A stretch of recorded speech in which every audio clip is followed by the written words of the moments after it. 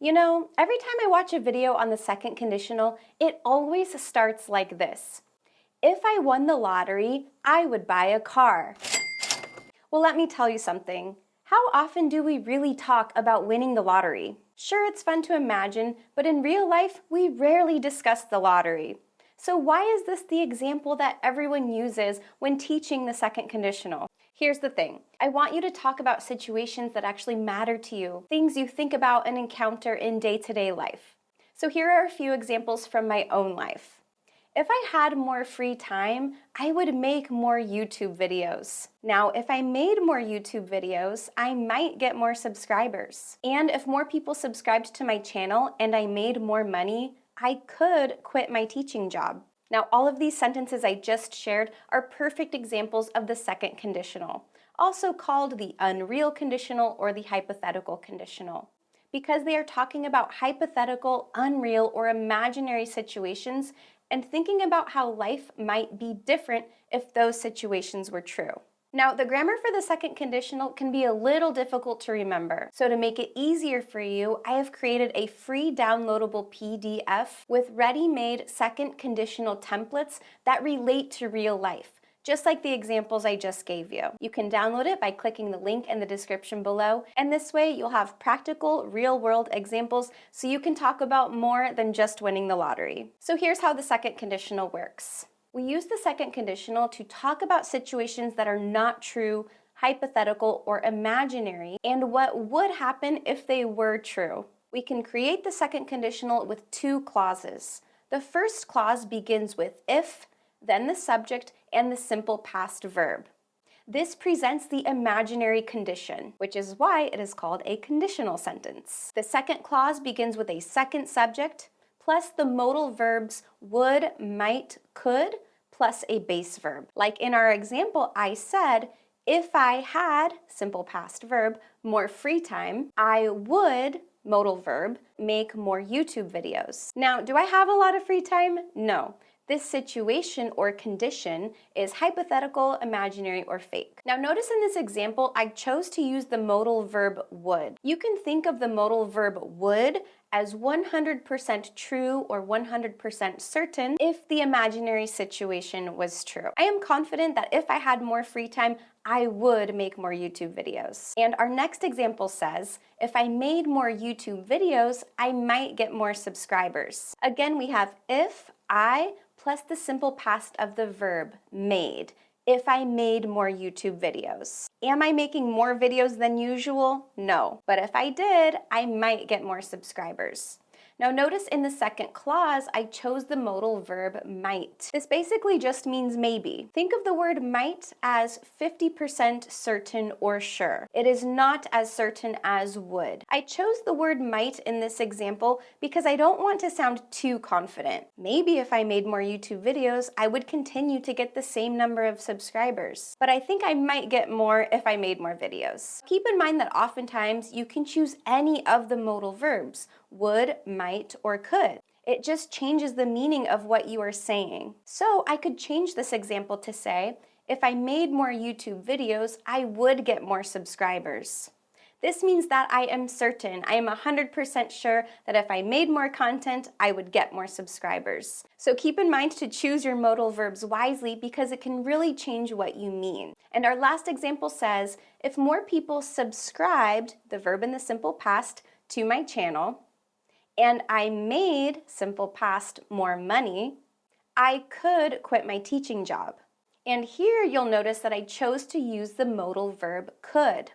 The word could emphasizes that something is now possible or I am able to do something in this imaginary situation, if the imaginary situation were true.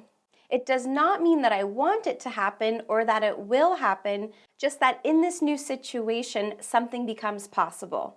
In this example, if I made more money, quitting my teaching job now becomes possible because I am making money in a different way. But in fact, I don't think I ever would quit my teaching job, even if I could do it financially because I love it so much. Now, if you have found this video helpful or useful so far, make sure you like this video and subscribe to my channel so you can keep improving your English with me. Now, a lot of times we present the imaginary situation by using a negative verb. So that looks like this. If plus subject 1 plus didn't, wasn't, or weren't, and a verb. Then in the second clause, we have the second subject plus would, might, or could, plus the base verb. And here I have a lot of examples for you. Let's take a look. First are examples with did. If they didn't live so far away, we might see them more often. If he didn't spend so much money, he could save for a car. If we didn't have so much work to do, we would go out tonight. And moving on to our was and weren't examples, if they weren't so tired, they would stay longer. If he wasn't or weren't so busy, he might study English more. If the store wasn't or weren't closed, we could go get groceries. Notice how all of these examples are very related to real-world situations. We actually do use the second conditional quite often, but rarely are we talking about the lottery. Now notice in the last two examples, I actually was able to use both the verbs wasn't and weren't. And this might seem strange to you because the subjects are he and the store, which are third singular subjects. And you know that we use was in the simple past for singular subjects. But in the second conditional, you can actually use either one. Both are acceptable. And this is actually because in formal traditional English, were was used for all subjects in the second conditional because this was related to using the subjunctive mood to talk about wishes and hypothetical situations. But over time, native English speakers started using was in addition to were, probably because it felt more comfortable to them because they were used to the third singular subject matching with the verb was in the simple past. So now both are widely used, but since were was originally the rule, it is considered more formal, and we often see this more in academic writing or formal contexts. But in casual everyday life, both are perfectly acceptable. Let's look at some more examples. Notice in this first one, we have the subject they, which is plural, and you cannot use was in this situation. If they weren't so tired, they would stay longer. Again, only using weren't, because the subject they is plural.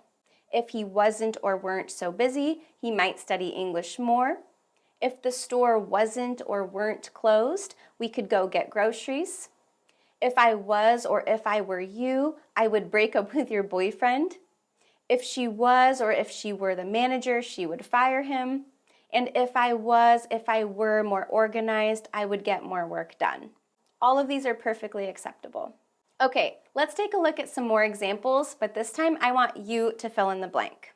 Number 1, if Carla speak English, she could travel more easily. Did you say spoke? I hope so.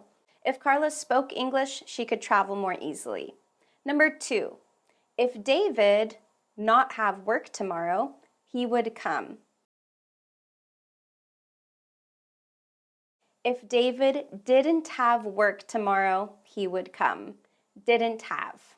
3, if I knew how to cook, I not always order takeout. If I knew how to cook, I would not always order takeout, or I might not always order takeout. If we choose would, this means what I want to happen or what does happen in this imaginary situation. If we choose the word might, then this means that there's like a 50% chance or I'm a little bit uncertain. Maybe I still would order takeout because it still tastes better or it is more convenient, etc. And number 4, if Jack not be sick, he would be at work. If Jack wasn't or weren't sick, he would be at work. Again, in this casual situation, both wasn't and weren't are perfectly correct. Now, so far we have looked at a lot of everyday, real-life examples, but I also want to show you a few that come from academic contexts. So I want you to try and fill in the blank here. If more governments implement stricter environmental regulations, we could mitigate the effects of climate change. If you said implemented, you're correct. Next, if scientists understand the human brain better, we could find new treatments for neurological disorders. What's the simple past of understand? Understood. And our last one, if the media portray minority groups more diversely, audiences' stereotypes of these groups might change. What's the simple past of portray? Portrayed. How many did you get right? Let me know in the comments. Now, in order to truly master the second conditional, you need to practice. Second conditionals are common enough in English that we do use them on a daily basis, but they are not as common as some other tenses and forms, so you don't always get the exposure you need. So you have to create that opportunity for yourself, and these templates are a great way to start. Now you'll notice I made all of these with the subject I, because it is quick, easy, and relates to you. And once you feel comfortable using these templates and changing the verbs into the simple past, then you can try changing the subjects into he, she, we, they, etc. So let's take a look. First, if I were someone. If I were the manager, I would fire him. If I were you, I would break up with your boyfriend. Next, if I were more plus an adjective. If I were more organized, I would get more work done. Or if I were more confident, I would speak up during meetings. Or if I weren't plus an adjective. If I wasn't or weren't so tired, I would come with you. If I weren't so busy, I could go on the trip with you. Or if I didn't plus a verb. If I didn't have work tomorrow, I would stay out later tonight. Or if I didn't drink coffee every day, I would not finish my work. Next, if I had something. If I had a car, I would drive to work.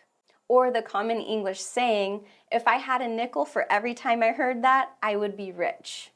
Or if I knew something. If I knew how to cook, I wouldn't always order takeout.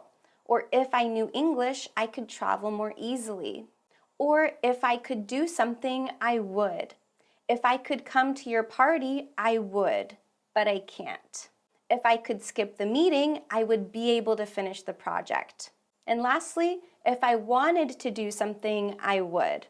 If I wanted to work at another company, I would apply. Or if I wanted to learn another language, I would take a course. Now again, in all of these templates, I used the subject I, but we can change all of the subjects to anything that you want. For example, if she were the manager, she would fire him. If he were more organized, he would get more work done. If they weren't so tired, they would come with you. If we didn't have work tomorrow, we would stay out later tonight. Now what I want you to do with these templates is drill the if, I, and the verb. For example, if I were the manager, if I were the manager, if I were the manager. If I wasn't, if I wasn't, if I wasn't. If I wasn't busy, I would come to your party. Oftentimes, it's the first couple words that my students really struggle with because they have to think so hard about changing the verb into the simple past that if you can just memorize these and make it pretty automatic, the rest comes fairly easily. So I really want to encourage you to drill these every single day until it becomes second nature or automatic for you. Now, in the comments, I want you to practice. Choose 2 of these templates and write me 2 sentences in the comments below to practice the second conditional. Thank you so much for watching this video. I hope you learned something new. If you did, make sure you like this video and subscribe to my channel so you can keep improving your English with me. I'll see you next time. Bye!